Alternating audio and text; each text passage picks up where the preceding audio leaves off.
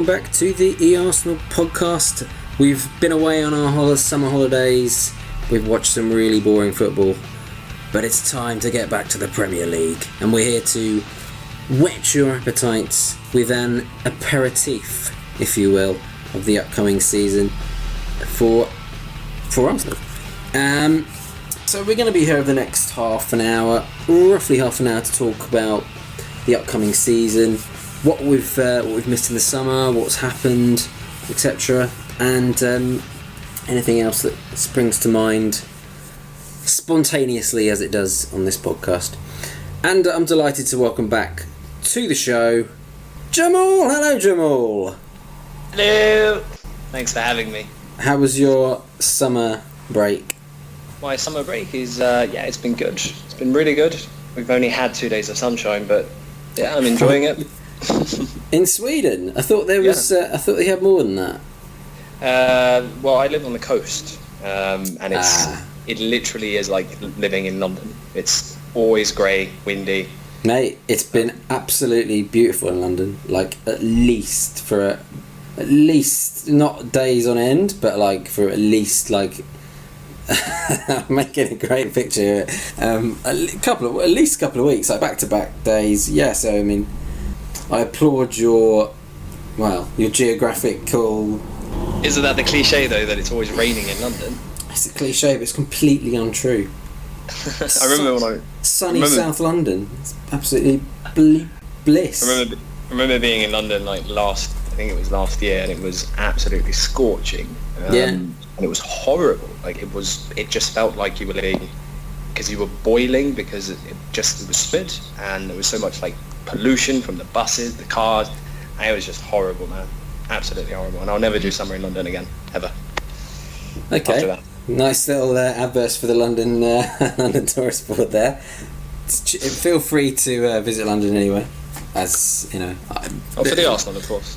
And for the Arsenal, but we'll move away from that, I think. And hello, Rob, also. Hello, yeah, back again. Couldn't keep me away.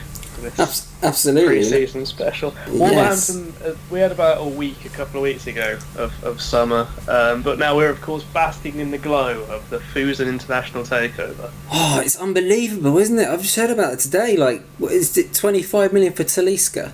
Yeah, something crazy like that. They didn't read my article, in which I said don't go and spend stupid amounts of money on Brazilians, because that's exactly what they're about to do.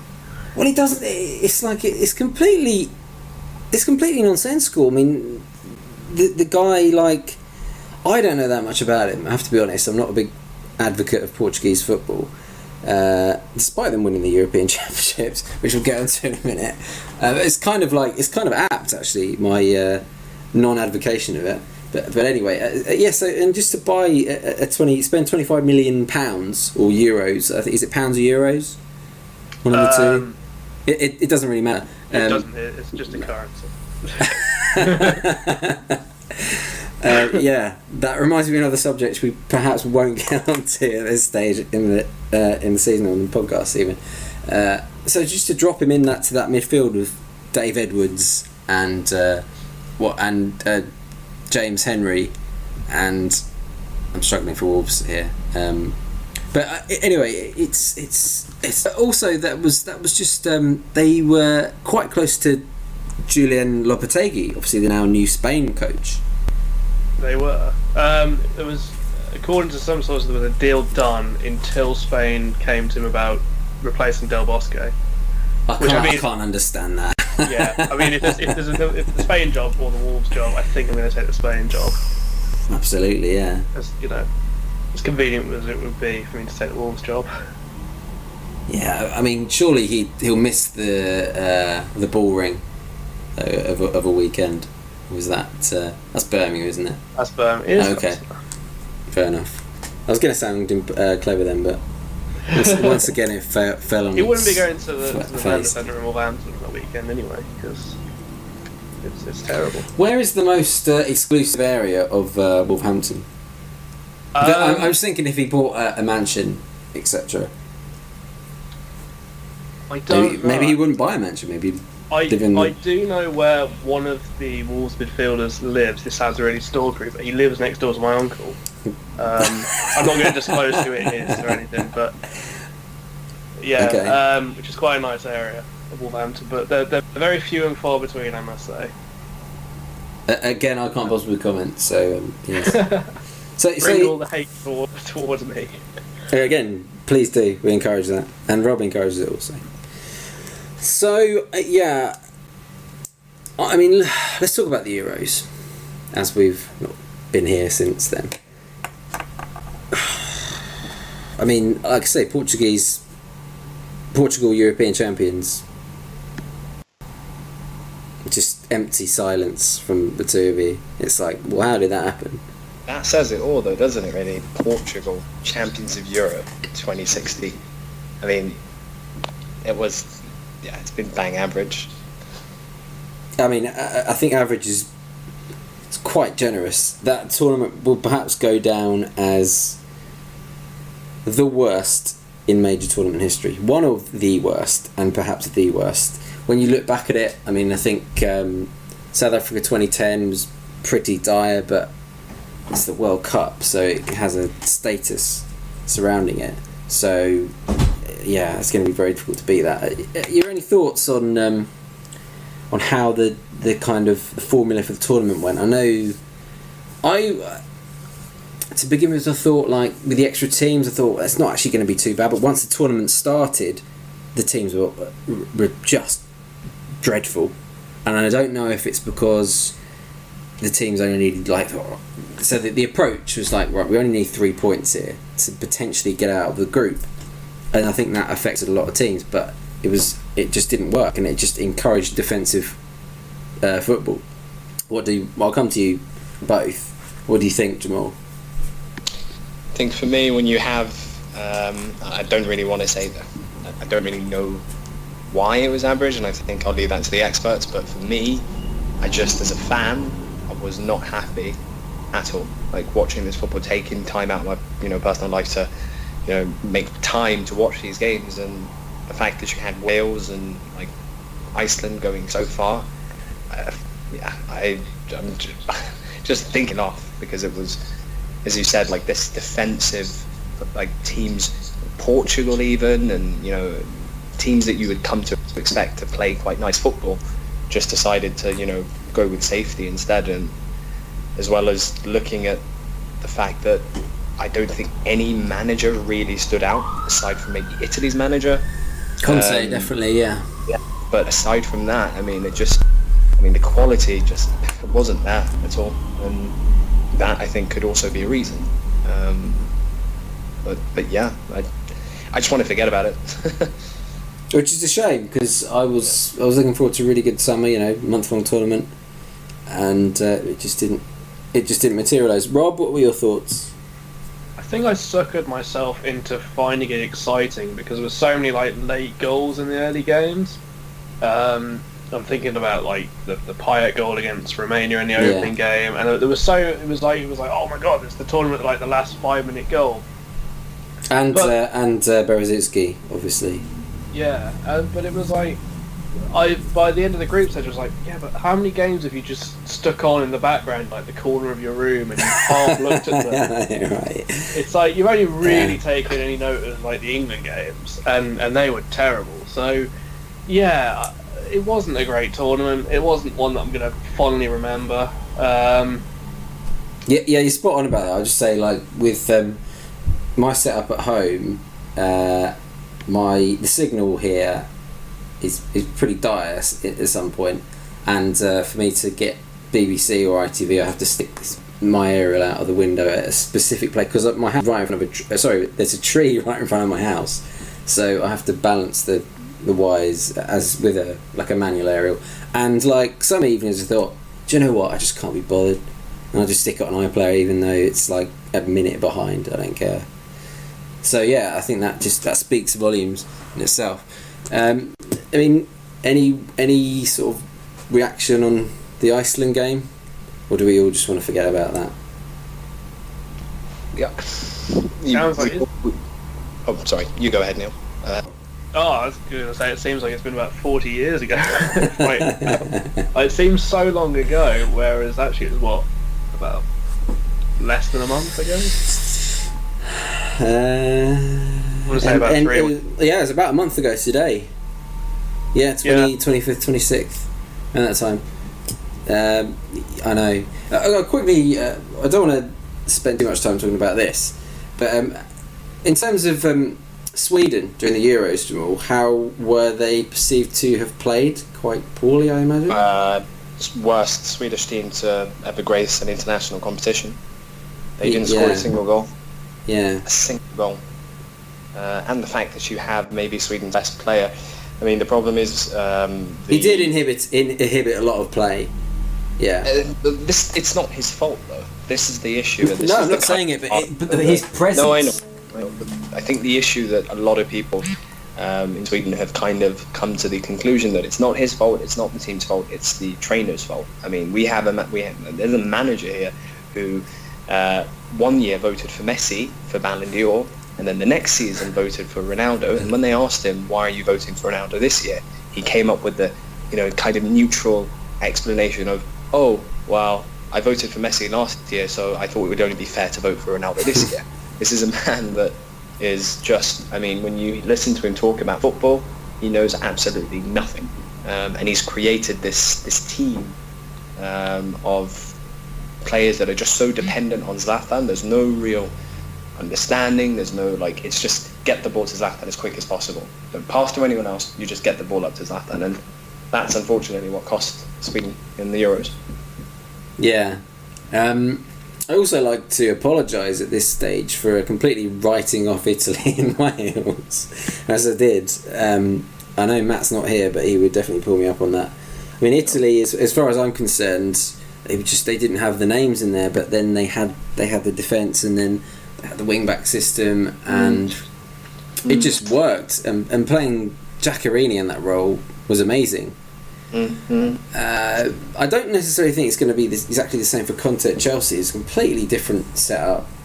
I know now everyone's saying, oh, Conte, he could have won the Euros with Italy, and now basically he's going to revitalise Chelsea. I don't know about that, and I don't know if we don't really know yet until the season starts. As far as I'm concerned, you can take pre-season with a pinch of salt. Thankfully, after a performance like that against Lens the other night, and perhaps we'll touch on that in a little while. So, actually, let's go back to May. When, am I right in saying we bought Xhaka in May before the Euros even started? We did. Yep, we did. So just at the end of the season. Yes. And I think after really another horribly disappointing season, I think I speak for a lot of people when saying we kind of agreed that let's give Wenger another season, as long as he goes out and spends a lot of money, gets the golden checkbook out. And when Xhaka arrived for quite a lot of money, and probably too much, but as is the way of this 2016 in not just the Premier League but European football as a whole, after that was done, I think okay. And then Vardy was linked, and by all accounts had agreed, but then got kind of cold feet, I think, which I understand. And then this summer's been just a bit of a catastrophe in terms of us really grabbing our transfer targets. And I think there's Higuain is crazy. £75 million for Higuain. That's, when we were close to buying him from Real Madrid a while back, I know that Real Madrid raised the bar again to another 10 million, and he went to Napoli. But so he's the third most expensive player now. I can understand why we didn't buy that. We'd be mad to spend 75 million on the player really who's, how old is he? He's 29, correct? He's 31. Yeah, 29. 29, yeah. That's an exorbitant amount of money. But then, these targets have fallen by the wayside, and when a couple of reports in Italy suggested Icardi was done and now he's staying, and now Icardi's probably now going to go to Napoli, so he's not staying, and with we don't know what's going on with Lacazette. I know you got some potential not necessarily insider info, Jamal, but me, no, I've got no information about no. Is that as to what's already out there? But I just remember watching or listening to someone on Twitter who a lot of Arsenal fans will feel had mixed feelings about, considering that she was advocating Benzema to Arsenal last season. Talking about Jenny Lizaro. Yeah. Yes. And she just kind of confirmed that yes, Arsenal had made a bid for Lacazette, but she quoted a different number, which I don't know how much truth you can put into that, but she said that we bid 50 million euros, which was 10 million short. And I mean, I don't know what the situation is with Lacazette, but the credible sources, and not to say she isn't credible, I don't know her, I don't know where she gets her information from, but for me, I think if we go on what the papers and what actual real credited journalists are actually saying, is that Arsenal have gone in with a bid for £29 million, and I think, I don't know, just kind of makes me feel frustrated in many ways, but I can also understand why they'd go in with such a low bid in the first place. Yeah, are you kind of surprised? I mean, that it's what's the bid? 29.5 million, as was reported by the BBC, I think it was. Are you surprised it's that high? Well, I think it's quite low in today's market, because we always have to go with the market. What's the market saying today? And the fact that you've got a player like Pele, who is the sixth, highest paid earned player in world football, and then Higuain going for 94 million euros. I mean, it's low for a player like Lacazette, who's young. I'm not saying he's worth 50 or 60 million euros, but the only reason why I think we bid that low is just to kind of state our interest and see whether we could get a seat at the table to maybe negotiate with Lyon. Well, I mean, I'm coming on to this. Yeah, Lyon's president Jean-Michel Aulas is notorious for driving a hard bargain. He did with Michael Essien, Chelsea, and he said he's not going to leave. He's not going to leave, and that's what club presidents do. Absolutely. And then he did leave, and I'm quoting him here. He said it would be malpractice to allow Arsenal target Lacazette to leave the club. What comments, Rob? Or what are your views on Lacazette as a whole? I quite like him. I think he's a younger alternative to Jamie Vardy, who we were looking at in the summer as well. Sort of similar sort of build, similar sort of, relying on pace a bit, which is something we don't really have with Danny Welbeck out until next February. So I quite like him. He's had a couple of good seasons in Liga. I know he's got a few sort of off the field issues. What are they? Would you like to explain them? I don't actually know them in detail. He's a little bit of an attitude problem, I think, isn't it? Didn't he have a bit of a fallout with Lyon last season when there was interest, I think, from us and a few other clubs. Okay, I generally can't remember reading that, but I trust you when you say that. I mean, I don't trust me. No, I trust you implicitly, Rob. Absolutely. I don't know. I think it's just a case now of right. It does feel like right. Who can we get? And I think you mentioned to me, I think it was Matt said, why don't we go for? Why can't we just sort of rewind a bit and go for Batshuayi? But I would not want to pay 30 million for Batshuayi. He's completely unproven as far as I'm concerned, and he's going to be pretty much second fiddle to Costa. He might get into the team eventually, but yeah, I mean, not for me personally. And then Higuain's gone, Icardi. Who else are our other targets? I'm scrambling around for names at the moment. We have this guy from Toulouse. Can't pronounce them. My French is also awful.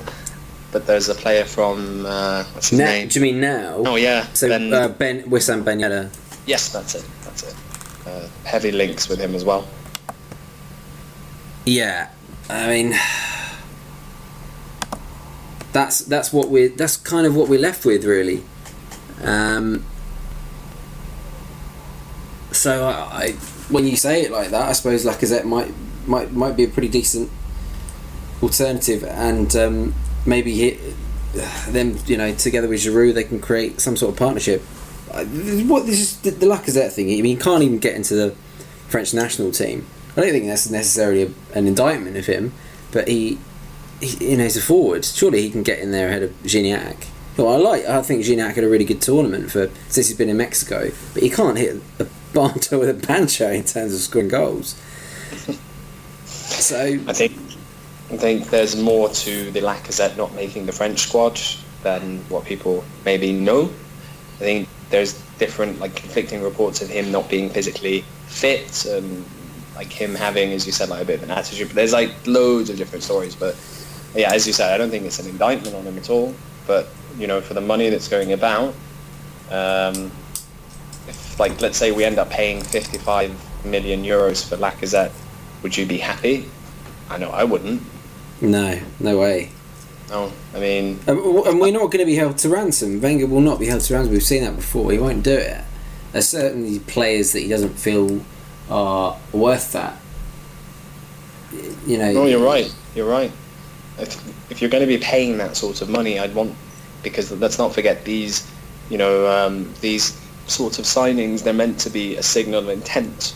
You think Guardiola, Mourinho, after all the signings City haven't really made that many signings yet, but the signings that United have made, if they look over at Arsenal and they see that we've signed Lacazette for 60 million euros, are they really going to be afraid? Yeah, exactly. Yeah, that's just the feeling that I have, that if we're going to be paying that sort of money, why not aim a bit higher at players that maybe are considered untouchable, maybe, I don't know, Cavani or Lewandowski, or I know probably in your head laughing at the very thought of Lewandowski asking Bayern Munich to leave to join Arsenal, but, this is a player who said himself that he does not see himself at one club, and the fact is, why not throw as much money as possible to go out for these proven world-class players? I mean, Bayern Munich are not a difficult club to negotiate with. They have money, Yeah. Okay, so the targets that we're looking at now, I mean, Ben Yedder, Lacazette, Mahrez also. And I'll come to you, Rob, about this. So I'm not sure about Mahrez. I think I'll absolutely take him at Arsenal, and I'll definitely have him over Theo Walcott on the right, 100%. But is this guy? Is he a luxury? Do you think? I would certainly have him in the team immediately on the right. It's that clear cut, really, isn't it? Yeah, I mean, it's between him and Theo Walcott and maybe even Aaron Ramsey, and I think Mahrez wins that every time. He was brilliant for Leicester last season. There is a little worry, perhaps, that it could be a one-season thing, but he's a flaky player. I've always said it. He has the tendency to be, but you never know if he's just won the league, and maybe that's buoyed him up a little bit, as well as if you're making a massive move to Arsenal and you're playing alongside Ozil and Sanchez, is that not going to raise your game a little bit more as well? Yeah, very, very possibly. He's going to want to keep winning those Player of the Year trophies, and to do that, he's in an Arsenal team, he's got to outshine two absolute stars. One of them's won the World Cup, one of them's just won 2 Copa Americas in back-to-back years. Yeah. Are there any other targets that you're sort of keeping an eye on that we might potentially bring in? I was really hoping we were going to sign Icardi. It does sort of go back to my tongue-in-cheek tweet about Rob Holding the other day, which was my favourite Arsenal players. Is there anyone good, anyone I've signed on FIFA, and anyone called Rob?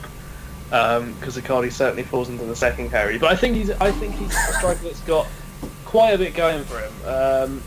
Again, I think there were some problems perhaps last year with him in Inter, even though he was given the captaincy. Yeah, that was very strange. I was curious to read that he was made captain.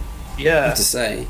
But the year before, I mean, it was him and Luca Toni, I think, who were joint Serie A top goal scorers that year. I think it's 22, 24. Something like that. Yeah, which is a decent tally when you consider that Higuain got the record last year, and that was only, 30, I think? It's 36 goals, I think it was. 36, which, when consider... it's Serie A to do that, it was pretty impressive. Yeah, when you consider, in La Liga and Germany, people are... Well, La Liga especially, they're always hitting 40 plus, really. I know it's a completely different league, and defences aren't quite what they are in Italy, but... No, yeah. But you get what I'm saying. So I was quite hoping we'd sign Icardi. That doesn't look like it's going to come off. It looks like he's probably going to go to Napoli if he is going to leave Inter, which a bit of a domino effect. Well, this is. I'm glad you touched on that. Jose Mourinho has screwed us royally. I'll explain to you. Basically, but the Pogba thing isn't done yet, but the money that Juventus got. It probably will get is going to finance the Higuain deal. They're now looking at replacements, one of which is Icardi, and it's like Mourinho's doing he's getting under Wenger's schooner already before the Premier League's even started as a manager, and it's either genius or it's coincidence, but I kind of think it's genius, Mourinho. Do you think he knows what he's doing? No, I don't think it's... I think he wants Pogba, and I don't really think he cares so much. I mean, of course, if it's premeditated, this entire thing, then the guy's got an unhealthy obsession. He needs to check himself. But I don't think that's the case at all. And also, I just have you know that I don't think Higuain moving to Juventus is some kind of signal that, Juventus are going to sell Paul Pogba, because Paul Pogba, let's remember, has not asked for a transfer. He's not rushing himself. It's going to be very... If they don't sell Pogba and they don't get that £100 million in... Well, they can still pay it, because the deal is structured at paying the release clause in 2 installments. So that's not really... They've not said that they're not paying 94 million euros this year. They're paying 47 this year and 47 next. That's the way the deal has been structured. Okay, I still think, from what I've read, the Italian media, that there's a consensus that Juventus could be a bit, well... Yeah, that sells papers though, doesn't it? Tad screwed. Well, yeah, indeed. I mean, I personally don't think Pogba, and I'm so sure of this, not because I have information or anything like that, but I'm so sure that Paul Pogba would not be a United player at the end of the season. I mean, at the start of the season. Yeah, at the start of the season. Sorry. Right. Yeah. At the start of the season, I guarantee you, if he does leave, he will be going to Madrid. Yeah. Well, that's the rumours lately. It's. You should have heard what Zidane said yesterday, or the day before yesterday. He mentioned something, and not to turn this into a United podcast, but he said that Paul Pogba is not a Madrid player yet. The transfer window closes on the 31st of August, and then he ended up having to re-clarify to kind of save face, because he obviously shouldn't have said what he said. But Madrid are awfully quiet, which is very unusual when they're about to sign. Absolutely, yeah, they are. They're skulking in the shadows a little bit, aren't they? Ready to pounce. So I don't really think Paul Pogba wants to go to United either. He's waiting for it's fact that he's waiting for Real Madrid to make the move, and obviously the lure of playing for Zidane, obviously probably one of his idol, absolutely. Yeah. Must be huge. I also wonder, obviously the other name that I kind of forgot about was Morata, who I'd still love at the club, and I'm just wondering that if Pogba does go to Real Madrid, then where's he going to play? Probably you're going to have... I don't think they'll let Kroos go. They might if he comes in. Kroos, Pogba, Modric, you've got that 3. And I wonder if Pogba plays like an attacking midfielder. In those sentiments, then Morata's still going to be left on the bench. So I don't think Morata's dead yet. I think there might be a late move for him in the window. I think because we'll be able to tell a little bit more when the Liga starts. I just want to win. I want to win the league next season. I don't want to buy someone who's young. I mean, if we end up getting Morata or Lacazette or all these other people, I'm not going to be. I want someone, and I think I speak for a lot of other Arsenal fans, proven quality that is going to come in straight into the team and just score. Isn't he proven quality? He's goal scoring. I mean, is he worth 65 million euros or whatever it is, or 75 million euros, which is the asking price? I'm just thinking, but he won't be that high. I don't think. And I'm just thinking, that's what they're asking for. I think Chelsea bid 65 million euros and it got rejected. I think that will come down, and a little bit, not a huge amount. And because of our history with Real Madrid, with Ozil, for example, and Baptista and Reyes, then I just wonder whether if we don't get Lacazette or we don't get anybody else, it might not be the end of the world. And I think there's Wenger likes pulling the rabbit out of the hat, and maybe that would be it. I'm not gonna keep. I'm just like trying to stay away from any kind of transfer merry-go-round. I love it. I'm a masochist. I mean, let's not forget the Ozil transfer that got pulled off on the 2014. Very came out of nowhere. Absolutely. That came out of nowhere. Mm-hmm. And that was, I loved like the day out, or literally this press conference or post-match conference after Spurs.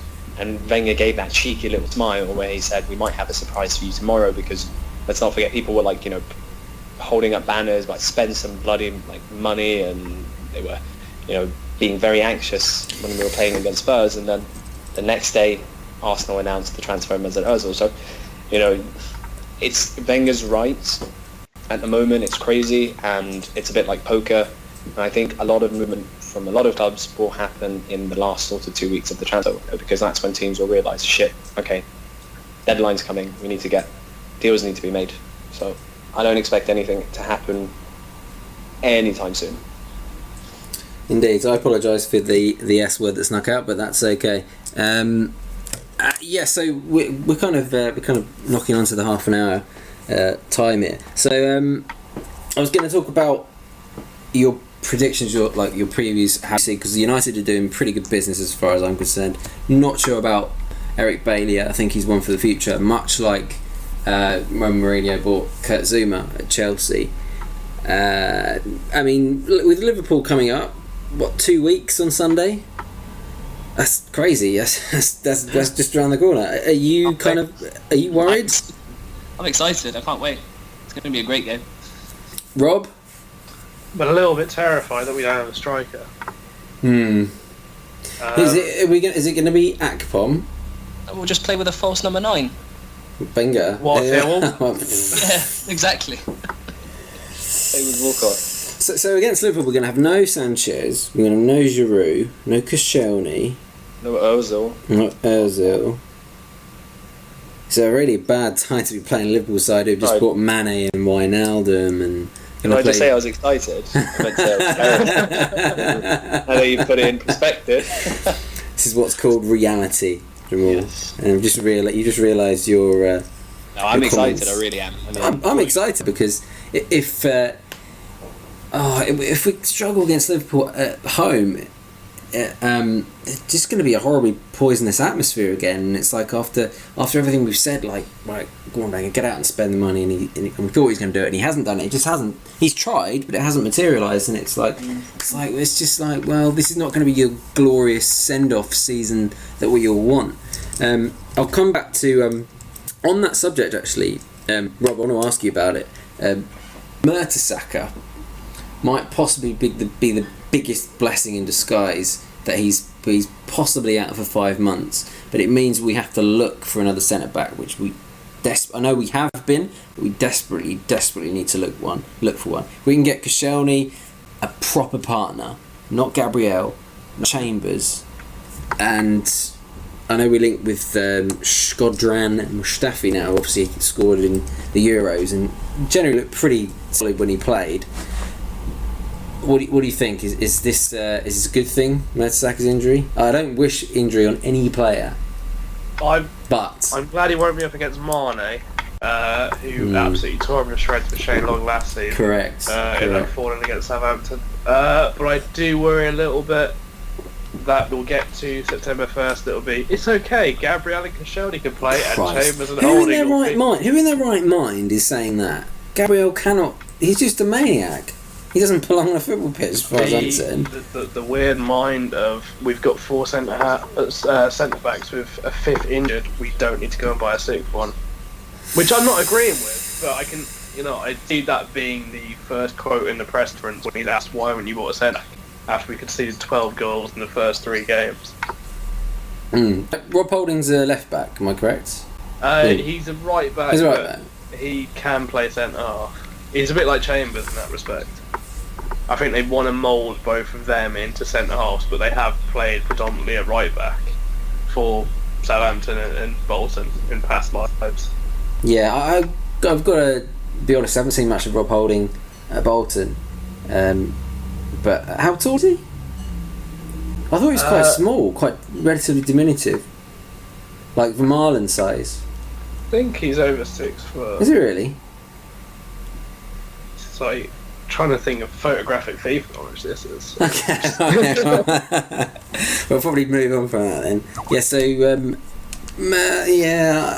I don't know, like, what are your obviously there's the rest of July and the whole of August in terms of the transfer window.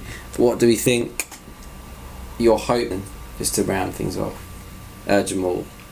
For me, I think people kind of forget that our problem last season wasn't just scoring goals. It was also the fact that when Cazorla got injured, that was for me the moment that we kind of lost the title, because we had no one in like central midfield to dictate tempo, to transfer the ball from the defence to the final attacking third, and that's what really cost us. And we signed Xhaka, so I think believe it or not, this is my opinion, we're best placed ahead of City, ahead of Chelsea, ahead of United to really push for the title. And I really think that we have a really good chance. And if we sign a striker, someone who can come in and actually put those chances away, then I think we will have an even bigger chance to win the title. Do you know what the most important word you said there was? What? If exactly. If. The problem, I think it's hard because no one really knows what Wenger's doing. He's got 1 year left on his contract, and if you're a big player, like, let's say, just to put it out there, because I actually love this guy, he's the best striker in my opinion in Europe, Lewandowski. I mean, is he really going to ever want to move to, and this could be for any club, to a club where the manager, who knows if the manager is going to be there next year? So I think that's a good point. No one's really talking about that, and I think that's an issue as well. It's kind of there's an uncertainty regarding Wenger's future, and I think maybe that's also what the hold-up is on Ozil and Sanchez's contracts. They're waiting as well. Exactly. That says it all, really. But I don't necessarily think it's about whether they're waiting for Wenger. They're waiting for a club to be more active. I think that's maybe what people. I mean, if Wenger signs a contract and signs, because Wenger's. I mean, people say he doesn't spend, and that's right. He doesn't spend, but he does buy players, albeit maybe sometimes very average players. But I think for them, I think if we buy this and we buy big, let's say, and Wenger steps down at the next summer, like next year, I wouldn't be surprised if there's a sudden exodus of players, of big players as well.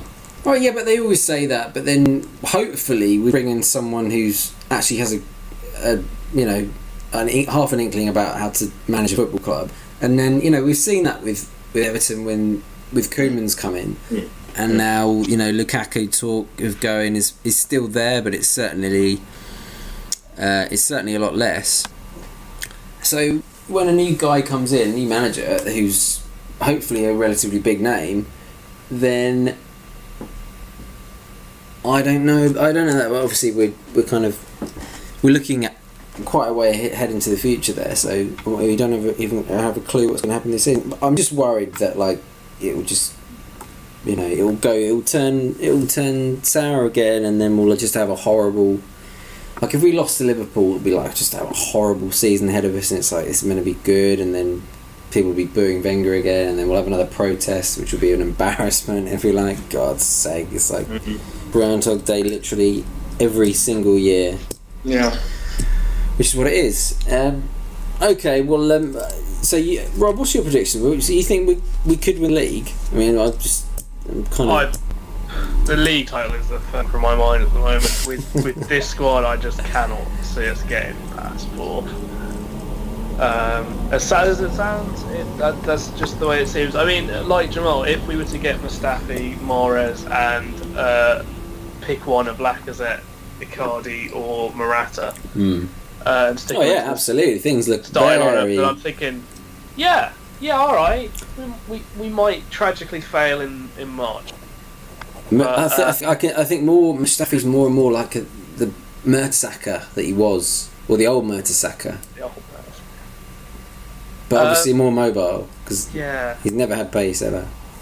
But I'm fearful for the start of the season. I mean, you list the players that we're not going to have for the first week or two, and that's what I'm worried about. Like, thank God we haven't got Champions League qualifiers this season, because we would be scuppered.